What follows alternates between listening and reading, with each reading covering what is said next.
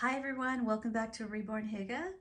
I'm here for just a little bit, just to pop in and reintroduce this little squishy, squashy, squishy squashiness.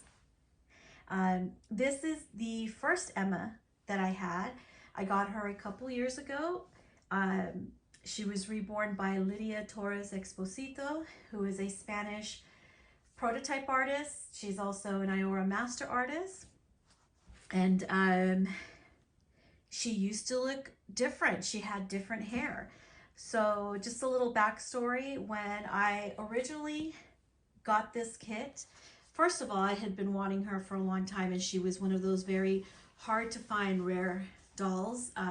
There is only 200 of the Emma sculpted by Natalie Scholl, and when she came out, she sold out quick. She was extremely difficult to find. So it took a while before I was actually able to track one down. And actually, thanks to her artist, I was able to find one. I had commented on another artist page on a picture that I saw of another Emma, and I was letting her know, oh, I've been looking for this kit. I wish I could find one. And Lydia, being my friend, actually saw the comment, and she commented to me that she saw one for sale by someone, in another artist in the Netherlands. And we hopped on it. I asked her if she could reach out to this artist and to see if it was still available. It was. I had already owned dolls by Lydia before she made this one. So I felt like, you know what? Who else better to trust than someone that I've owned dolls by, who is a prototype artist, and I already know the quality of her work.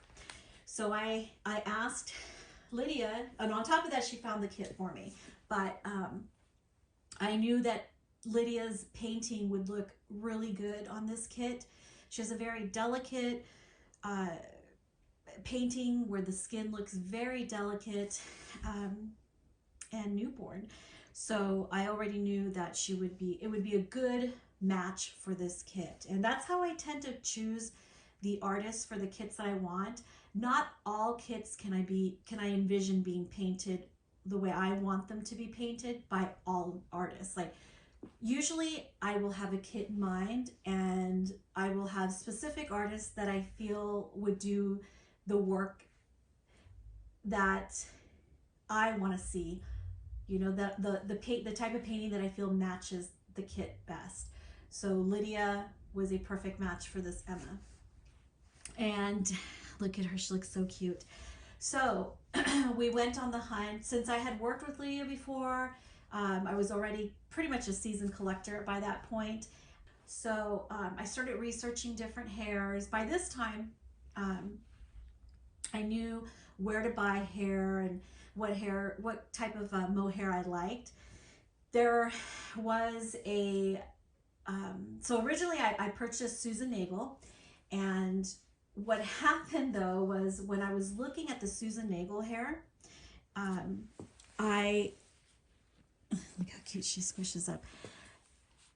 It's so different, the look of hair when it's not rooted as opposed to when it's all clumped up in rubber bands together. That's the way they send them to you.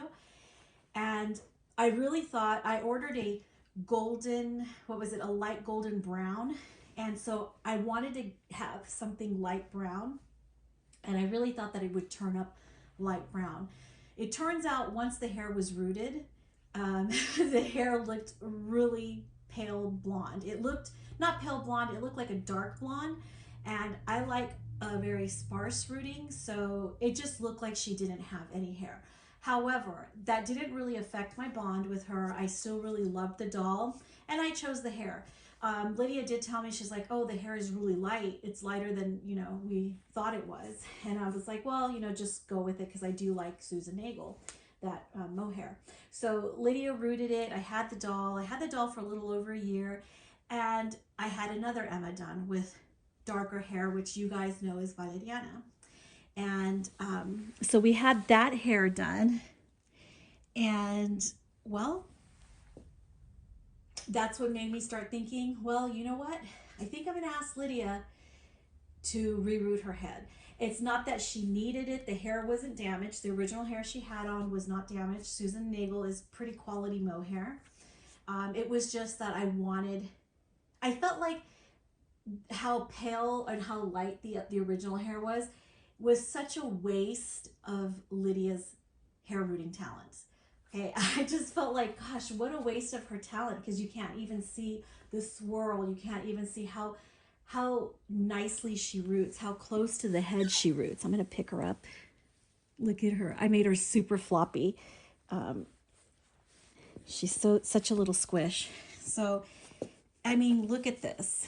Let me turn her around. Look at that hair. It's so beautiful. So I just felt like the light hair wasn't even, it was such a waste of her talent, because of the fact that you couldn't even see what was going on there because it was so light. So I went with I sourced another, this is alpaca, by the way. I sourced another doll hair processor that I kept hearing about through the grapevine. You know, I kept hearing about this other hair that was being used by other Iora master artists and other prototype artists like Alexa Calvo and Bianca Franca and many other prototype artists. So I started doing my work. I rolled up my sleeves and started researching.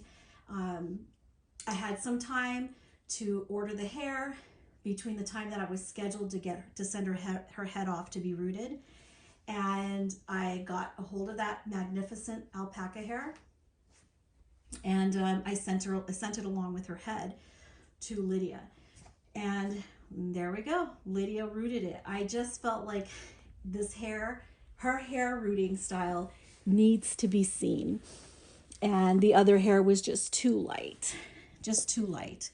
But look at her. It's magnificent. She's such a talented hair rooter. And it just really changed this baby. I feel like I have a new Emma. And actually I don't. This is just Paloma, you guys. If you've been with my channel for a while, you already recognize her. You know what doll this is. And I've had her for a while. Let me move her a little. And I had the little plastic there just to prevent any kind of friction on the hair. It's really nice. I don't really have to fuss with it. It's super baby fine, and I'm loving how it turned out. It's just superb. So one of the things, since Lydia had her, I asked her if she could, I got to fix her eyelashes a little bit more. I asked her if she could root longer eyelashes on her. So she did that. And we also darkened her eyebrows just a little bit.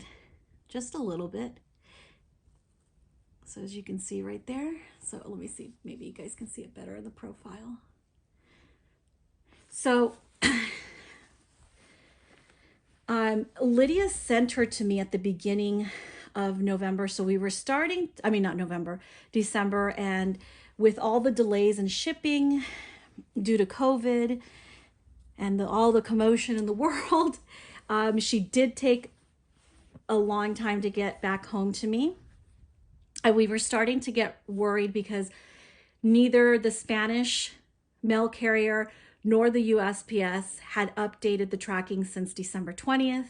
And then just the other day this week, she was at my doorstep, just the head. I only sent the head in.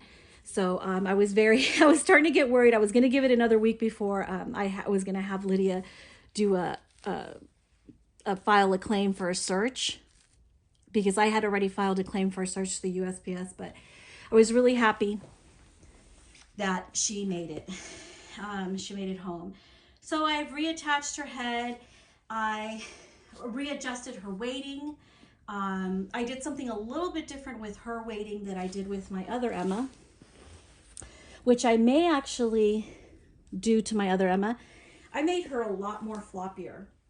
I got this little technique down now to make them floppy. I don't know if I'm going to do it because I kind of like the variety in my dolls, even if it's the same kit. I like to have that variety. And sometimes a change in the weight, a change in the hair, any little subtle changes that, you know, you could have two dolls of the same kit by two different artists, which is what I have. I have a silicone Emma by Pearl of Happiness Nursery. I have another vinyl Emma by Natalie Petrova, and I have Paloma, who is by Lydia Torres Exposito. So having that variety, even in the way that you weight your babies, is kind of nice, because I don't want them to be totally identical. But and I will bring them on together. But look at her. Look how floppy she is. So I really like how I have her weighted. But yeah. So I just wanted to tell you a little story about her hair journey. Can you believe it? Her hair journey. So I just wanted to share that information with you guys. I'm really enjoying her to the max. I really missed her. I'm very pleased with her hair color. I'm glad I went with the chocolate shade.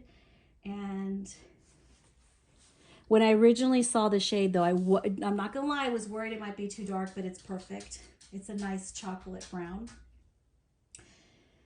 So yeah, that's all I have for you guys today. I hope you enjoy seeing her and looking at her. I'm certainly just taking her all in, and I just wanted to share her hair journey with all of you. All right, guys, thanks for watching.